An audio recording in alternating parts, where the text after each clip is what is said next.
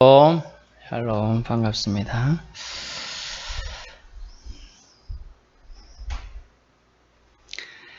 사람은 관계성 속에 살아갑니다. 바른 관계를 말씀 속에서 찾아보길 원하는데요. 27절 말씀부터 바울에게 예고된 환란이 이제 시작됩니다. 바울은 오늘 수많은 사람들 속에 놓이게 되는데요. 그렇게 놓이게 된 근거가 좀 황당합니다. 바울이 어떤 잘못한 것이 있는 것이 아니고 오직 오해로부터 그것이 시작되고 있다는 것이죠. 그 오해는 27절 말씀에 누구 때문에 생겼느냐? 충동하는 자 때문에 생겼어요. 27절 말씀, 규례를 지켰죠. 결례를 지켜서 나실 일, 즉 서원한 자들처럼 같이 깨끗한 절기를 시간을 채우고 다 되었습니다. 근데 성전에서 바울을 보고 모든 무리를 충동한 자가 있었습니다. 그 누구냐면 아시아로부터 온 유대인들이요. 지금 아시아 전체를 말하는 게 아니고 소아시아 지역을 말하고 있습니다.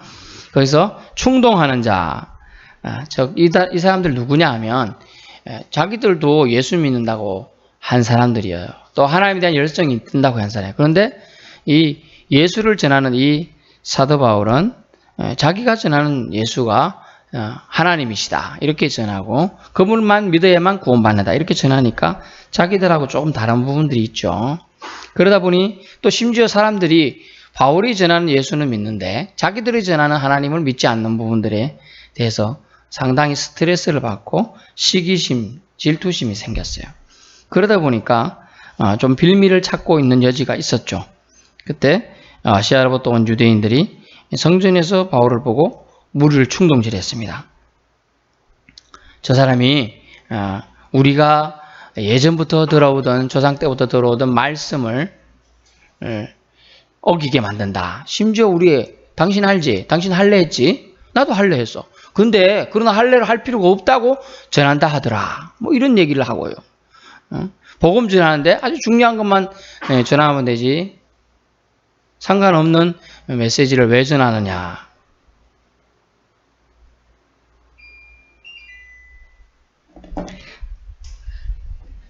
그러면서 지금 계속 말을 하는 거예요. 그러다 보니 시기심 가득한 자들이 충동질하는 사람. 저 바울은 우리가 알던 하나님을 잘못 믿게 만드는 사람이다. 심지어 우리가 알던 하나님께 나아가는 걸 방해하는 방해꾼이야. 뭐 이런 얘기를 하니까 사람들이 그런가 싶었어요. 정말 그런가 아닌가 판단하는 게 아니고요. 그냥 부안해동해서 충동에 의해서 넘어갔어요. 사탄마귀의 작전 중에 뭐가 있다고요? 이간질하는 거 있고 충동질하는 게 있어요. 이 충동에 지금 사람들이 아무 상관없는 사실은 바울 때문에 복음을 믿고 바울 때문에 예수 믿는 사람이 많은데 어떻게 손 쓸 틈도 없이 바울이 지금 그 충동질한 사람들에 의해서 붙잡혔어요. 그를 붙들고 원래 성전에서 사람을 잡으면 안 돼요.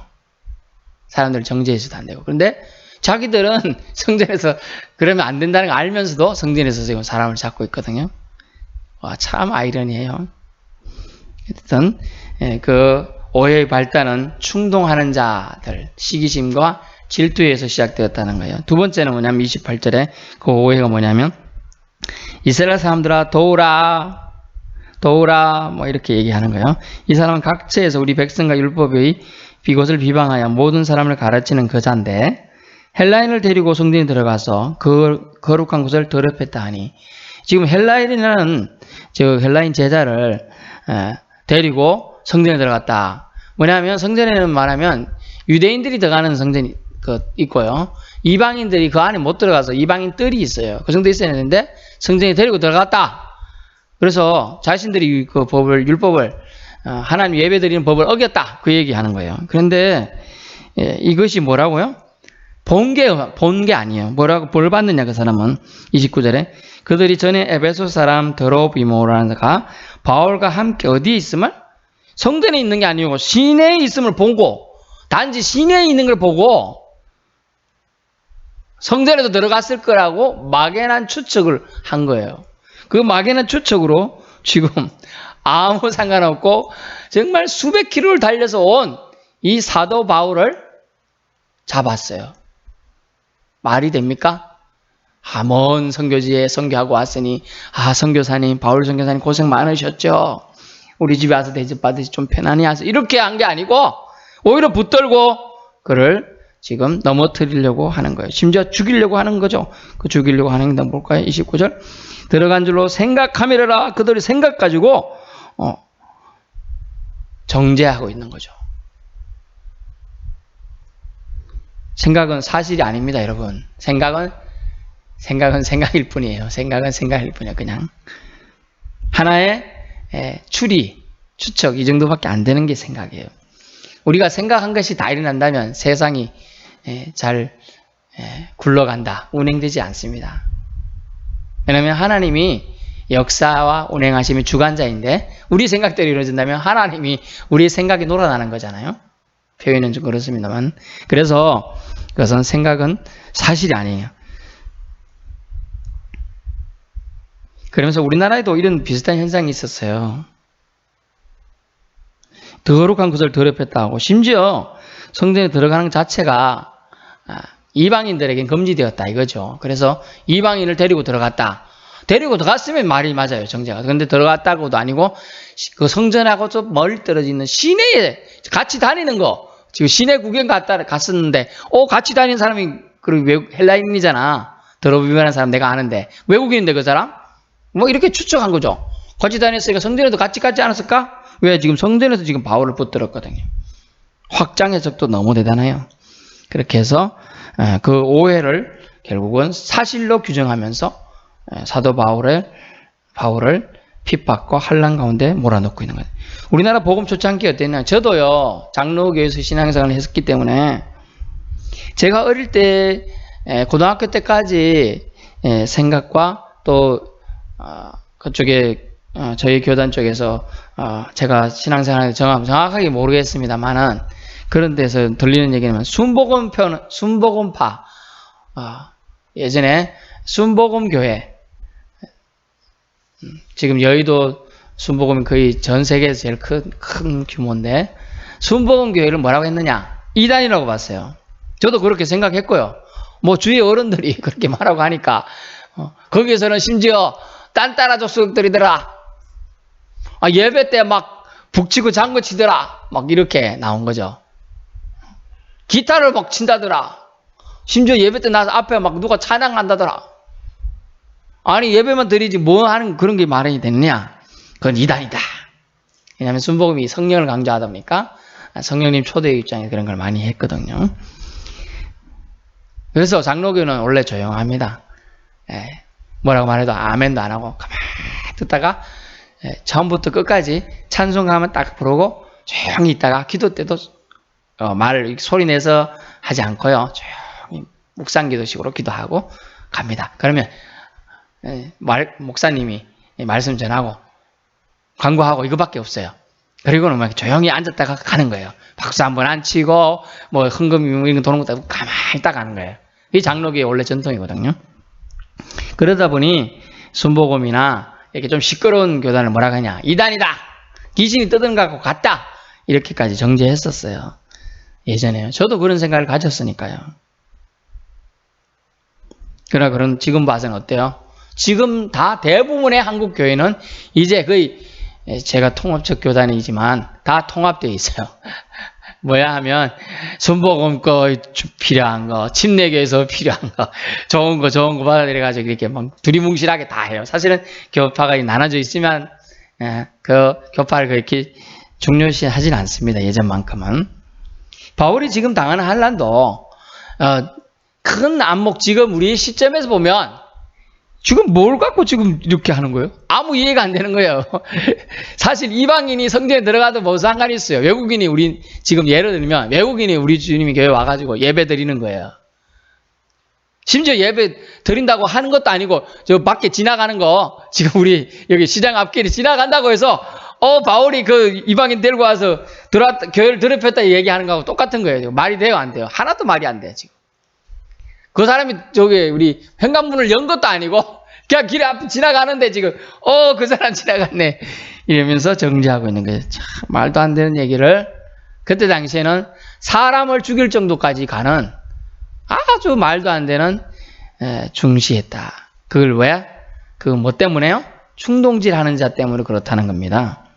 충동질 하는 자, 시기심, 질투. 마귀는 나뉘게 하고요. 사람들을 괴롭히고요. 스트레스 주는 게 마귀의 속성이에요.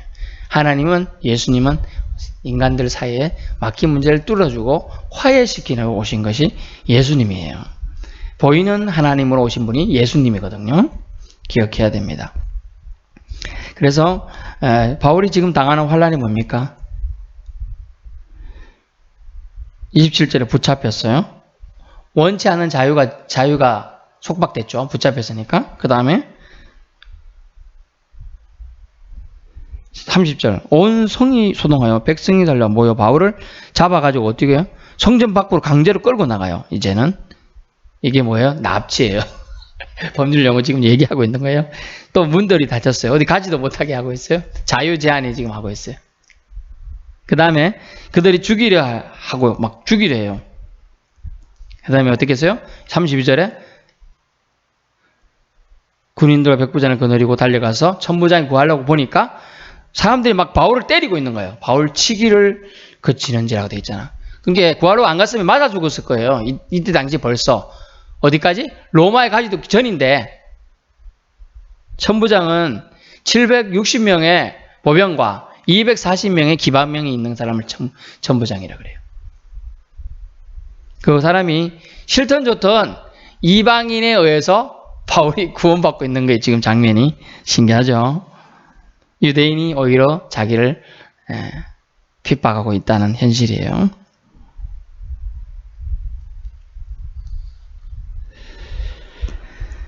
그러므로 천부장이 가까이 가서 바울을 잡아가지고 어떻게 했습니까? 두세 살, 쇠사슬로 결박하고 오늘 말하면 수갑 채웠다 그 얘기예요. 그 다음에 그가 누구냐? 무슨 일이냐? 이렇게 지금 질문하고 있대요. 그리고 영내로 데려가라 하는데 사람들이 너무 많아갖고 심지어 지나가면 막 칼 같은 거 갖고 막 가까이 지나가면 찌르려 하고 꼬집으려고 팔을 거꾸로 부러뜨리려 하고 그러는 거예요. 지금 여기 지나가려 하니까 이 손을 뻗어갖고 우리가 유명 연예인 지나가려고 막 손 만지고 하려고 하는 것처럼 또 나쁜 놈 지나가면 막 계란 던지고 막 돌 던지고 하는 것처럼 막 그렇게 하려고 하니까 어떻게 했어요? 상황이 급박하니까 바울을 빨리 데려가라 그랬어요. 그래 35절에 바울이 청대에 이를 때 저 계단 말합니다. 올라가는 계단이에요. 이 바울이 이제 덩치가 아마 작았다고 그럽니다. 작고 아마 몸이 약했나 봅니다. 물론 그 전에 많이 두들겨 맞았죠. 지금 몸이 상태가 안 좋아요. 그래서 어쨌어요? 자기가 이렇게 그런 게 안 되나 봐요. 어떻게 했어요? 무리의 폭행으로 말미암아 군사들에게 들려가니 자 우리가 이제 덩치도 작고 하니 군사들을 로마 병정 뭐 이런 데 힘이 세니까 이렇게 한 천부장이나 수십 명이나 수백 명이 왔는지 모르겠습니다만 일단 데리고 가는데 이렇게 메고 가는 거예요. 다 바울을 사람이 못하게 막 가로막을 우리나라 말하면 대통령이나 유명한 사람이면 사람들이 보디가드를 쫙 있듯이 막아서고 그 다음에 그전에도 사람들이 와서 막 점프해가지고 와서 찌르라고 하니까 그 사람을 잡고 메고 여러 명이 지금 들고 가는 거예요. 전달해가지고 들고 가는 거예요. 쭉 이렇게 해서 바울을 옮기고 있는 장면이죠. 자, 묘한 장면입니다. 하나님의 일을 한다고 하면서 같이 하나님을 한다고 하면서도 오히려 하나님의 사람을 대언자를 핍박하고 있는 상황이 되고 있어요. 어느 날 어느 한 교회에 목사님이 이야기인데요. 체험했는 얘기인데 어느 목사님이 너무나 낙담돼 가지고 교회에서 이래 앉아 계셨습니다. 근데 어떤 아이가 오더니 목사님 안녕하세요. 이렇게 그래 누구냐 잘 모르겠지만 그래 반갑다 그랬습니다. 목사님 제가 문제 내볼게 맞춰보세요. 그래 문제 뭐 초등학생이 되는 문제 내가 못 맞추겠어. 한 3, 4학년 정도 된 소녀였어요. 목사님 5 빼기 3이 뭐죠? 그러니까 여러분도 모르시는군요. 목사님 고민했어요. 설마 저 애가 날 그렇게 쉬운 문제를 냈겠어. 한참 고민하더니 모르겠는데. 목사님 그것도 몰라요. 2죠, 2. 2. 그럼 2 더하기 2는요. 분명히 아까 5 빼기 3이 2였으니까 2 더하기 2는 4겠지. 4. 그러니까 맞았습니다. 그럼 4 더하기 4는요. 왜 여러분 눈치 봐요? 8이잖아요. 8. 그런데 그 아이가 웃으면서 이렇게 빙그레 얘기를 합니다. 5 빼기 3은 2죠, 목사님? 오해가 생기면요. 예, 그 사람 입장에서 세 번만 생각하면 이해가 된대요, 목사님. 2 더하기 2는요. 이해되고 이해되면 사랑하게 된대요. 4 더하기 4는요. 사랑하고 사랑하면 그 사람 팔자가 바뀐대요. 그래 얘기해주고 호련히 그 아이가 사라졌어요. 그래서 하나님 보낸 목사님을 위로하기 위한 천사였던 거예요. 오해 풀어야 돼요. 사람들 사이에 오해는 생길 수가 있어요. 풀어야 돼요. 근데 풀지 못한 경우가 너무나 많죠. 저도 간증을 할 때가 많지만은 오해해가지고 운명이 바뀌는 것도 저도 많이 봤습니다. 저도 그런 경우도 있고 생각이 되는데 알 수가 없죠. 하지만 기본 바탕은 오해는 풀어야 한다는 거예요. 그런데 하나님은 이 오해를 통하여 바울을 세우시기 위한 계획을 오늘 하고 있는 거예요. 사실은 억울하죠. 오늘 본문에 보진 않았으면 다음 주에 볼 내용이지만 이 억울한 상황 속에서도 바울은 아주 냉철하면서 하나님의 뜻을 이행하기 위한 계획들을 펼쳐나간다는 거예요. 그러면 또한 그 오해를 복음 전하는 기회로 바울은 나중에 삼게 됩니다. 그러므로 우리는 바울에게 닥치는 환난을 우리가 보기엔 참 불쌍하다. 저렇게 힘들게 살고 수많은 세월을 하나님 위에 바쳐왔는데 저렇게 또 고난을 당하고 심지어 매막 실컷 맞고 다른 사람들에게 찢김을 당할 위기에 있는 처지에 있는데 그것도 자기 동족의 손에 의해서 찢김을 당하려고 할 때 동족에 의해서 구원받는 것이 아니고 이방인인 로마 병정에 의해서 구원을 받는다야. 하나님이 하시고자 하는 일은 어떻게든 하신다는 걸 알 수가 있어요. 오늘 상황이 다급한 상황 속에서 바울은 정말 무기력하게 잡히고 아무 연고 없이 오해 속에서 아주 죽을 위기에 맞고 있어요. 하나님의 뜻은 정말 알 수가 없죠. 바울 지금 오늘 요 상황만 볼 것 같으면 알 수가 없어요. 그러나 한 개만 딱 지나가서 보는 거죠.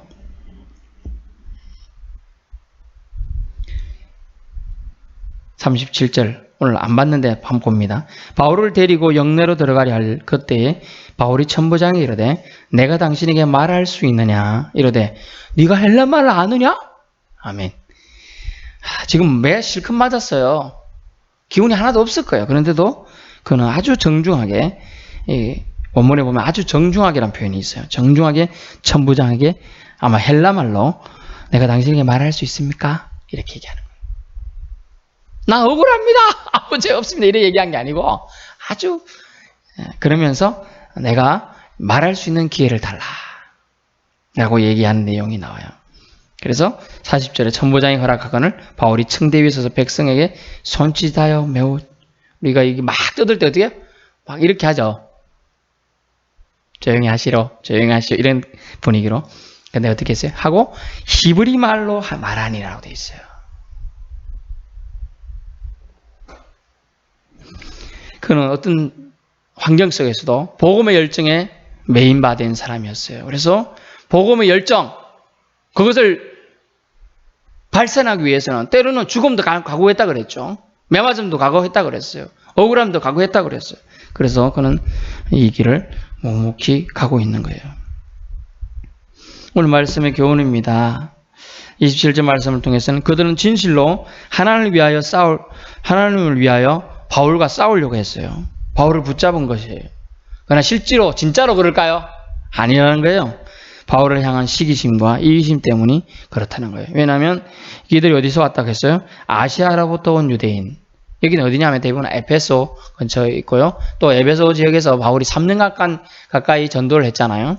그때 많은 사람들이 자기를 추종하는 게 아니고 바울을 추종하는 걸 보고 많이 심각하게 스트레스 받고 저 사람을 내가 해코지 하리라 사람들이 수도 없었다 그랬죠.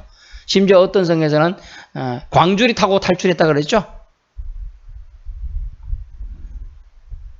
우리는 진실 때문에 입을 벌려야 되는데 이기심과 욕심을 채우려고 입을 벌리는 경우가 없는가 생각해 봐야 돼요. 이 아시아로부터 온 유대인들은 자기들의 이기심과 욕심을 채우기 위해 모든 무리를 충동하는 사탄의 앞잡이가 된 거예요. 이 장면을 우리가 어디서 본 것 같아요? 스데반 집사가 돌에 맞아 죽을 때도 이 비슷한 현상이 있었죠. 진리를 선포하는 스데반 집사를 아무 대항력 없는 스데반 집사 수많은 사람이 돌로 쳐서 죽게 만드는 거죠. 무리는 이렇게 무서워요. 무리는 군중은 무섭다고요. 아무 목적 없이 자기가 뭐 하고 있는지도 모르고 그냥 돌을 던진다는 거죠. 그러므로 우리가 진리 위에 서지 않으면 누군가에 의해서 우리는 주도당하게 돼 있어요. 당신이 명확하게 하나님을 알지 않으면, 예수님을 명확하게 믿지 않고 어설프게 믿는다면 누군가가 너에게 약간만 충동질해도 우리는 넘어간다는 거죠. 우리 믿음은 손쉽게 풍랑 속에 조그맣게 흔들리는 등잔과 같다는 거예요. 등잔불에 지나잖아요. 그러므로 우리의 믿음을 우리는 이 충동질에 넘어가지 않도록 우리의 믿음을 확고히 해야 한다는 것이죠. 그래서 예수님이 직접 가르친 기도에 뭐라고 말씀했어요? 우리를 시험에 들게 하지 마시옵라고 기도하라고 그랬어요. 너 자신을 시험에 들게 하지, 시험거리를 만들지 않도록 기도해라. 시험에 들지 않도록 사탄 마귀가 너를 붙잡아가지 않도록 기도해라고 말했습니다. 두 번째 교훈은 뭐냐면 오해인데요. 오해는 참 쉽게 발생하는 알 수가 있어요. 오로지 오늘 본문에서 짐작이죠. 추측. 짐작과 추측은 진실이 아니에요. 아무리 논리적 사고방식이 뛰어나다 해서 추론을 할 뿐이죠. 우리가 수학을 잘한다 해도 사실 그건 뭐죠? 하나의 약속이에요. 0과 1이라는 하나의 가설적인 숫자를 만들어 놓고 0, 1, 2라고 해서 개념으로 발전시킨 거예요. 0, 1로 발전시킨 게 컴퓨터가 되었고요. 하나의 논리에서 나온 창의력이 지나지 않아요. 그거는. 원래는 아무 개념이 없던 거죠. 생각으로만 발생한 이 오해. 그 오해가 심지어 사람을 때리고 죽이고 가두고 억누르고 폭행하는 것을 합리화하고 있다는 거예요. 이것으로 미루어 볼 수 있는 게 뭡니까? 우리는 편견으로 뭉친 사람들의 아무 생각 없이 그들이 나아가고 있다는 거예요. 자기들이 그름이 하나님의 일하심을 방해하고 있는 건지 하나님의 사람을 학대하고 박해하고 있는 건지를 모른다는 거죠. 이 장면을 보고도 또 느끼는 게 있죠. 예수 그리스도와 골고다 언덕 때 십자가에 못 박으라고 소리치는 그 군정들, 무리들 속에 있다는 것이죠. 죄수로 잡힌 수많은 사람을 죽인 강도 행각으로 잡혔던 바라바는 풀어주라 하고 예수는 십자가에 못 박아서서 십자가에 못 박아서라고 요구한다는 거죠. 왜? 자기들의 이익이 거기에 있기 때문이에요. 편견과 이익 때문에, 이기심 때문에 그렇게 한다는 거죠. 그러므로 여러분은 아무 생각 없이 여러분의 믿음을 악한 무리들 속에 편성시키지 말라는 거죠. 믿음을 가볍게 보면 안 되겠습니다. 생각 없이 사탄에게 팔아먹지 말아야 한다는 거예요. 오해를 가지고 사람을 대하지 말아야 함을 알 수 있어요. 사도행전 다른 장면에 보면 바울이 비슷한 장면에 의해서 또 잡히고 매맞을 위기에 있을 때 누구 말했죠? 이 사람들아, 이 사람이 말하는 것이 진실로 하나님의 말씀인지 어떻게 아느냐? 그가 진짜 하나님의 말씀을 전한다면 여러분이 그 하나님을 대적하는 것이고, 만약 그가 그렇지 않다면 그가 스스로 자멸하리라고 말하면서 권면했던 사람도 있었잖아요. 지금 그렇게 나서주는 사람이 한 명도 없다는 거예요. 이게 고독감이 밀려올 때죠. 이 세상에 나 혼자요 버려져 있구나. 근데 오늘 표현이 이상하게 바울은 아무 소리도 안 하고 매 맞으면 몇 병도 맞고 무리가 그를 없이 하자고 외치는 데서 가만히 있다는 거예요. 지금 입을 봉한 건 아닐 텐데도 아무 소리도 하고 있잖아요. 털 깎는 자 앞에서 잠잠했던 예수 그리스도처럼 그가 그렇게 하고 있는 거죠. 그가 정령 성령의 사람이 있음을 오늘 우리는 알 수가 있습니다. 오늘 말씀의 결론입니다. 바울의 체포 장면은 오늘 나오는데요. 바울은 체포되려고 사실 그곳에 간 것이 아니에요.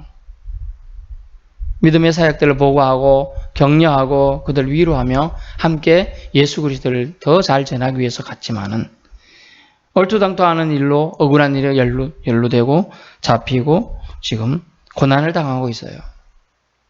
하지만 우리 하나님께서는 그를 천부장, 타인의 손, 그것도 로마의 천부장의 손을 빌어서 그를 구원하고 있다는 사실이에요. 하나님이 계획하심은 하나님의 때에 이루어지고 있음을 알 수 있습니다. 하지만 우리가 놓치지 말아야 될 모습은 우리의 잘못된 오해로 하나님의 일을 우리가 방해하는 무리에 우리가 속할까 두렵다는 거예요. 그러지 않으려면 우리는 깨어 있어야 되고 시험 들지 않도록 기도해야 한다는 거죠. 우리는 정말 놀기가 좋습니다. 주위 돌아보면 너무나 환경적 요소가 편한 게 너무나 많아요. 하지만 그런 것을 뒤로 하고 우리는 기도해야, 또 기도하는 자가 되어야 우리가 하나님께 귀하게 쓰임받는 사람이 될 수 있다는 걸 알 수가 있습니다. 기도하겠습니다.